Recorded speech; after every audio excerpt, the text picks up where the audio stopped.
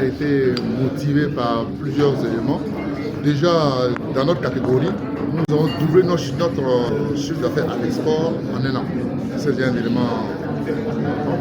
Et aussi la qualité de nos prestations.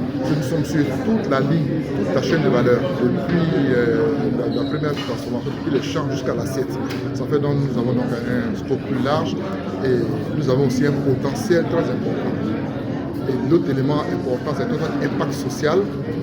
Il y a toutes choses égales par ailleurs, l'impact social et notre politique en fait de développement et notre RSE.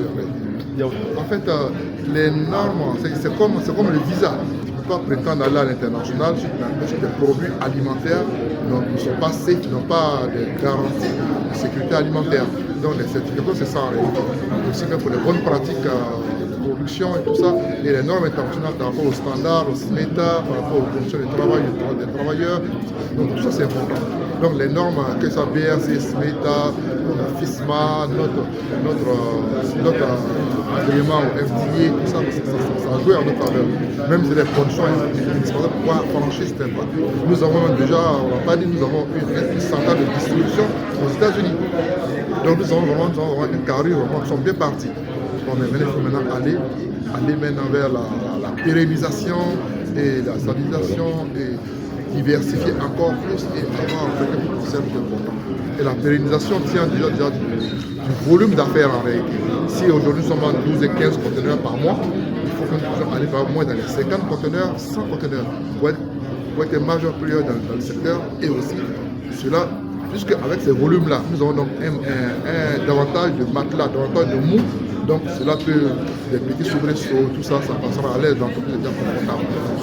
Faire face à tout ça. Je dirais que les Ivoiriens ont déjà été exposés il y a depuis 3 ans que nous faisons quasiment beaucoup de marketing, beaucoup de travail dans ce sens-là, le développement du réseau de distribution. Et Anacadi, c'est une marque en fait dans laquelle nous tenons. C'est la marque que nous développons et les marques c'est important. Mais c'est ce qui fait vraiment la force de l'entreprise. Donc nous avons conçu la marque depuis en fait 3 ans qu'on le fait. D'ici je pense 5 ans on va atteindre ce niveau de maturité où la marque va vraiment faire, on atteindra quasiment la NACAR, on s'appelle la NACADI, la système d'utilisation. Oui, le charbon c'est des produits accessoires, c'est pas notre business. Voilà. C'est plutôt dans le cadre de notre politique zéro déchet pour en fait notre engagement pour l'environnement. Alors cette politique-là justement, vous revenez plus là.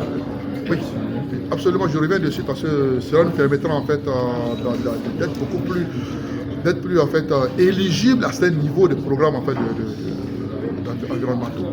D'accord, les perspectives. Perspective, développement, croissance, pour pérennisation de l'entreprise, augmentation des volumes et toujours maintenir le niveau d'expertise de la qualité.